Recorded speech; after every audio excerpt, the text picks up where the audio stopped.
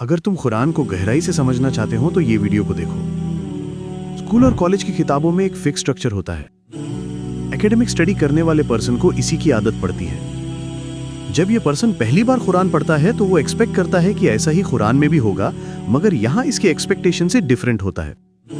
चलिए समझते हैं एकेडमिक बुक्स और कुरान में फर्क। जब हम आम एकेडमिक बुक्स को देखते हैं तो ये अक्सर एक ही सब्जेक्ट पे पूरी होती है। हिस्ट्री है तो पूरी बुक में हिस्ट्री के बारे में ही होता है, इसमें बीच बीच में साइंस या लॉ जैसे सब्जेक्ट्स नहीं आते।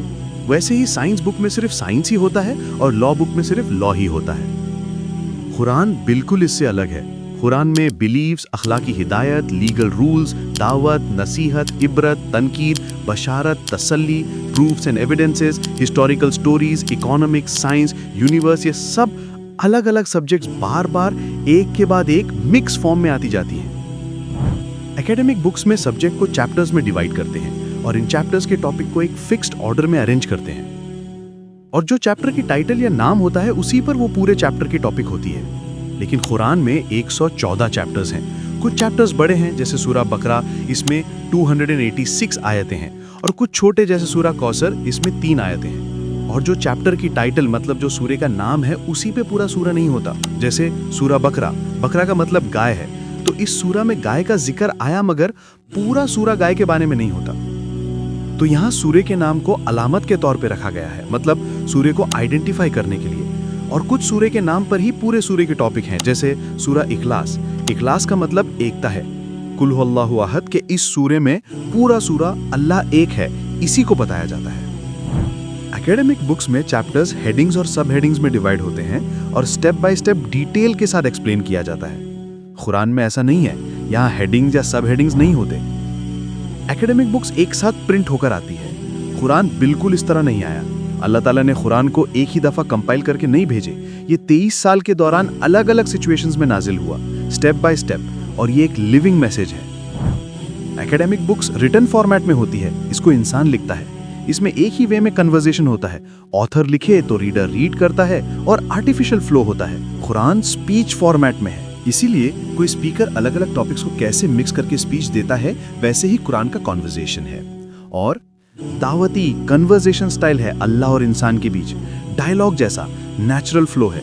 स्पीकर और ऑडियंस बार बार चेंज होते हैं। अल्लाह ताला कभी इंसानों से, कभी मोमिनों से, कहीं काफिरों से, कभी नबी से कन्वर्सेशन करते हैं। एकेडमिक बुक्स वक्त के हिसाब से अपडेट होती हैं। साइंस में टेक्नोलॉजी बदलती है, नए रूल्स या नई इंफॉर्मेशन ऐड करनी पड़ती है। लेकिन कुरान 1400 साल पहले नाजिल हुई और आखिरत तक के लिए गाइडेंस है। कुरान में सिर्फ 6236 आयत हैं। अगर 113 सूरे के बिस्मिल्लाह को ऐड करें तो 6349 आयत होती हैं। तो ये आयतें प्रेजेंट दौर के लिए हैं, और आने वाला दौर कितना भी बदल जाए तब भी। हर इंसान की जिंदगी के डिफरेंट प्रॉब्लम्स होते हैं। सब प्रॉब्लम्स का सॉल्यूशन सिर्फ इतने ही आयतों में है, लेकिन ये आयतें हर इंसान की जिंदगी के हर प्रॉब्लम के सॉल्यूशन को कवर करती हैं। यही नहीं, family, social, political, economic, national और इंटरनेशनल इश्यूज सबके लिए इसमें सॉल्यूशन है। इसमें कोई अपग्रेड या मॉडिफिकेशन की जरूरत नहीं है।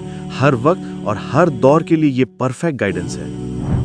एकेडमिक बुक्स को ऐसे फिक्स स्ट्रक्चर्ड फॉर्मेट में अरेंज करने का मकसद ये है कि स्टूडेंट्स को ग्रेजुअली क्लैरिटी मिले, कंफ्यूजन ना हो, और वो बेसिक से कॉम्प्लेक्स टॉपिक्स तक स्टेप बाय स्टेप प्रोग्रेस करें। और हर सब्जेक्ट का अपना राइटिंग स्टाइल होता है। हिस्ट्री बुक को हिस्टोरिकल स्टाइल, फिलॉसफी बुक को लॉजिकल स्टाइल, लॉ की बुक को लीगल स्टाइल लिखते हैं। एकेडमिक बुक्स में सब कुछ रेडीमेड मिलता है, मतलब किसी भी टॉपिक को समझने के लिए रीडर को ज्यादा दिमाग लगाने की जरूरत नहीं होती। टॉपिक, ऑब्जेक्टिव और सेंट्रल आइडिया पहले से क्लियर होता है।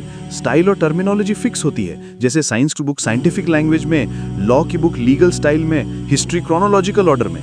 लेकिन कुरान में ये सब रेडीमेड फॉर्म में नहीं मिलता।